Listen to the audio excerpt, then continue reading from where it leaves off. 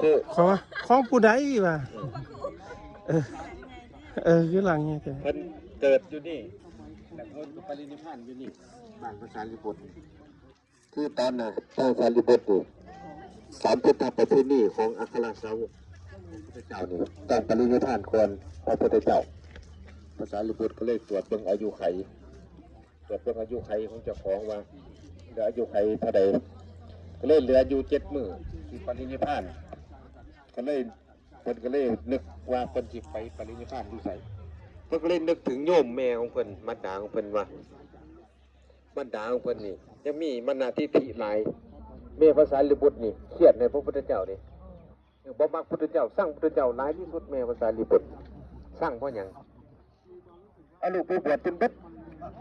ลูกมี7 คนบวชเบิดเป็นพระอรหันต์เบิดตระกูลพระอรหันต์เนี่ยตระกูลภาษาลิบุตรบ่ว่าผู้หญิงบ่ว่าผู้ชายไปบวชเบิดแม่ก็เลยบ่มีไผสืบสกุลเราก็เลยเครียดในพระพุทธเจ้าบางทีภาษาลิบุตรตรวจเบิ่งอายุไขแล้วว่าอีก7 มื้อปรินิพพานเพิ่นก็เลยทูลลาพระพุทธเจ้าอยู่วัดศรีตะวันนะว่าขอไปปรินิพพานอยู่เมืองนารันทาบ้านเกิดพระพุทธเจ้าเพิ่นก็เลยทรงอนุญาต